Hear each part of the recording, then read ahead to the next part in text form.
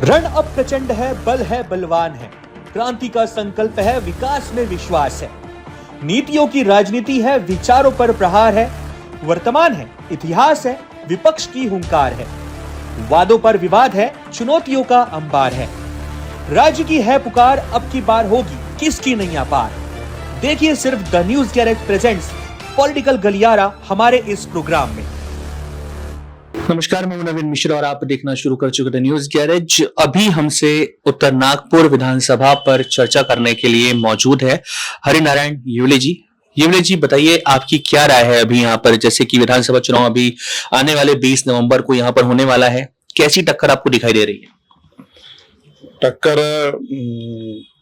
बड़ी कांटे की है, लेकिन भारतीय जनता पार्टी और महायुति का कैंडिडेट डॉक्टर मिलिंद माने जी, यह भी काफी पुराने हैं और अच्छा यहाँ पर वर्क करते हैं। पिछले बार जो 5 साल उन्होंने विधानसभा अपना यह क्षेत्र में थे, उस समय अच्छा काम किया है, इसलिए वो इस बार चुनकर जरूर आएंगे। जैसे कि अभी वर्तमान में विधायक यहाँ पर नितिन राउत जी हैं, तो क्या क्या विकास काम होना चाहिए था और क्या क्या विकास काम हुआ है और क्या विकास काम नहीं हुआ है, उसकी थोड़ी जानकारी दीजिए। नितिन राउत जी ने जो छोटे छोटे काम करने चाहिए थे वो कुछ किए नहीं। जैसे पानी बहुत भरता है यहाँ पे, तो उसके लिए कुछ करना चाहिए था। स्वच्छता का काम है, वो स्वच्छता के तरफ कुछ भी ध्यान नहीं है। और यहाँ पर जो अभी नए नए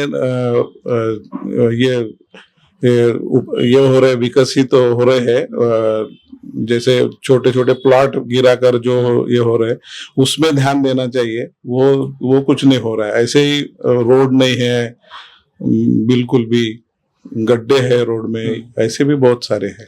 क्या क्या उम्मीदें हैं, मतलब जैसे आपने अभी ये कमियां गिनाई कि ये सब कमियां यहाँ पर उत्तर नागपुर में आम जनता को इसकी तकलीफों का सामना करना पड़ता है, ऐसा क्या हो जिससे जनता की हर समस्या का निराकरण हो जाए?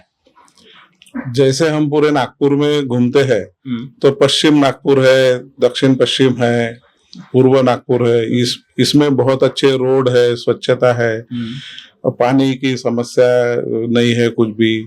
तो ये सारी चीजें यहाँ पर होनी चाहिए। और जो नए विकसित बस्तियां हो रही है उसमें रोड बनाने की जरूरत है, और जो गड्ढे में रोड है वो रोड वगैरह अच्छे बनाने की जरूरत है।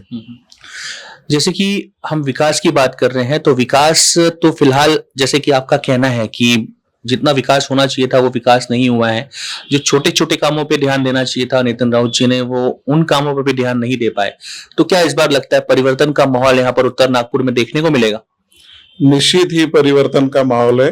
जैसे 2014 में मिलिंद जी माने चुनकर आए थे और बहुत सारे काम उन्होंने शुरुआत की थी, शुरुआत हो भी गए थे। तो भारतीय जनता पार्टी के कोई भी कैंडिडेट आए तो वो जो करते हैं, कहते हैं, वो पूरा करते हैं, ऐसी अनुभूति है। चाहे वो कारपोरेटर हो, चाहे विधानसभा में हो, या फिर पूरे महाराष्ट्र और पूरे भारत में हो, जो बोलते हैं वो करके दिखाते हैं। और उन्हीं के जो उद्घाटन करते हैं, भूमि पूजन करते हैं, वही उद्घाटन करते हैं। ऐसी स्थिति भारतीय जनता पार्टी के लोगों की है, इसलिए वो निश्चित ही अच्छा करेंगे।